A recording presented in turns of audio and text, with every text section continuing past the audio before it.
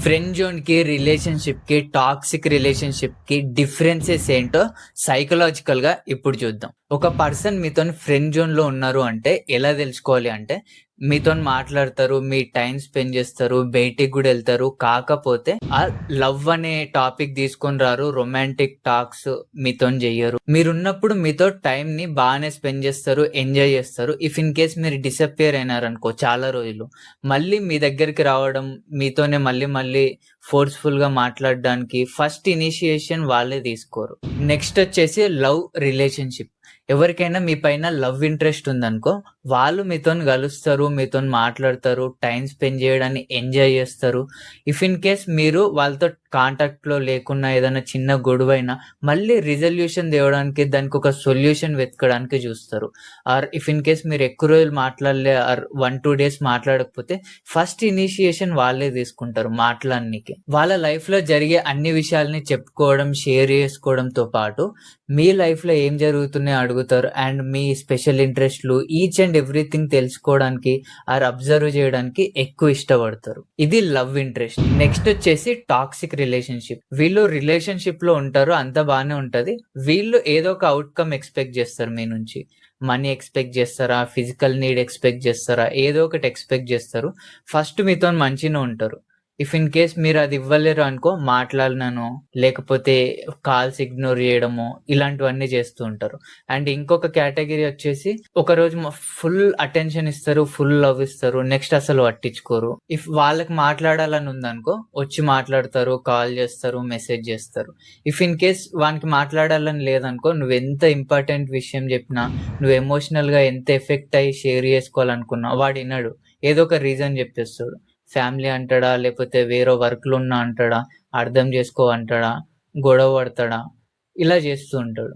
And వీడు ఇలా చేషినా, ఇంత ఇగ్నోర్ చేషినా మళ్ళీ ఎందుకెళ్ళాలనిపిస్తదంటే, ఎప్పుడైనా సరే మనం ఒక పర్సన్‌కి టూ మచ్ అడిక్ట్ అయినప్పుడు, ఆ పర్సన్ మనల్ని ఇగ్నోర్ చేషినప్పుడు ఫిజికల్ పెయిన్ సేమ్ ఎలా అయితే ఉంటదో, సేమ్ అలాంటి పెయినే మనకి పర్సన్ అంత ఈజీగా దొరకట్లేడు కాబట్టి, టూ మచ్ వాల్యుబుల్ థింగ్ అనేసి మళ్ళీ మళ్ళీ వెళ్ళాలనిపిస్తది. ఎప్పుడైనా మనం అబ్జర్వ్ చేస్తే ఒక ఇద్దరు రిలేషన్‌షిప్‌లుంటే, ఒకడేమో టూ మచ్ లవ్ ఇచ్చేటోడుండి, ఒకడేమో నార్మల్‌గా లవ్ ఇచ్చేటోళ్ళుంటారు.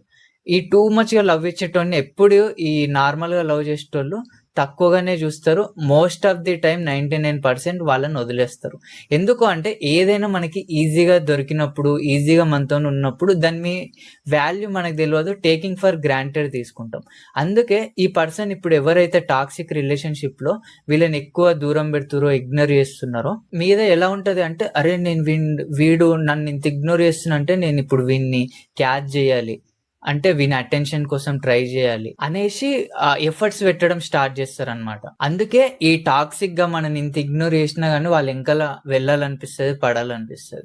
సైకలాజికల్‌గా ఒక హెల్తీ రిలేషన్‌షిప్‌ని మనం మెయింటైన్ జేయాలి అంటే ఏం జేయాలి అంటే 100% మన ఫుల్ ఫోకస్ ఆ పర్సన్ మీదనే పెట్టకుండా వేరే విషయాల్లో గూడా మనం ఫోకస్ జేయాలి. ఆ పర్సన్‌తో ఉన్నప్పుడు ఆ లవ్‌ని, ఆ మాటల్ని, ఆ షేరింగ్‌ని ఈచ్ అండ్ ఎవ్రీథింగ్ ఎంజాయ్ జేస్తూనే ఇఫ్ ఇన్ కేస్ ఆ పర్సన్ అవైలబుల్‌గా లేకున్నా, వేరే వర్క్‌లో బిజీగున్నా, కొన్ని రోజులు మాట్లాడలేకపోయినా, ఎఫెక్ట్ అవ్వగూడదు అంటే అప్పుడేం జేయాలి అంటే, మనం వేరే ఇంట్రెస్ట్‌లు డెవలప్ జేసుకోవాలి. అంటే ఇష్టమైన థింగ్స్, హాబీస్ మీద ఫోకస్ జేయడం గావచ్చు, ఫ్రెండ్స్ గావచ్చు, ఫ్యామిలీ గావచ్చు, టూర్స్ ఎళ్తావా?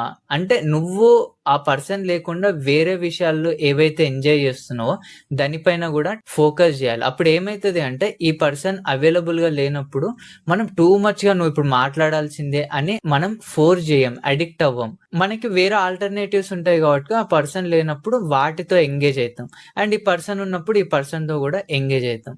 అండ్ రిలేషన్‌షిప్‌లో మేజర్ మిస్టేక్ ఏంటి అంటే, కొన్ని రోజులు అయిపోయిన తర్వాతకి అన్నీ నార్మల్ అయిపోతాయి. ఇద్దరు కలిసి మాట్లాడుకునే మాటలు, వెళ్ళే ప్లేసెసు అండ్ ఈచ్ అండ్ ఒకరి గురించి ఒకరికి మొత్తం తెలిసిపోవడంతోని నార్మల్ అనిపిస్తది రిలేషన్‌షిప్.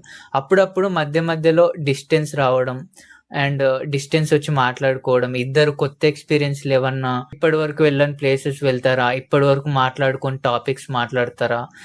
ఇలాంటివి చేయడం వల్ల లవ్ అనేది ఆ క్యూరియాసిటీ ఇంకా అలానే ఉంటది. కొత్తగా ఉంటది బ్రెయిన్‌కి. మనం ఫుల్ అటెన్షన్ అదే పర్సన్ మీద పెట్టడంతోని ఆ పర్సన్ లేనప్పుడు, రిప్లై ఇవ్వనప్పుడు మనం వేరే ఆప్షన్స్ ఏముండవు కాబట్టి ఈ పర్సన్‌తోనే వెళ్ళాలనిపిస్తది. అండ్ ఆ పర్సన్‌కి కుదరనప్పుడో, మూడ్ బాలేనప్పుడో మళ్ళీ మళ్ళీ మనం ఫోర్స్ చేసినప్పుడు చిరాకొస్తది.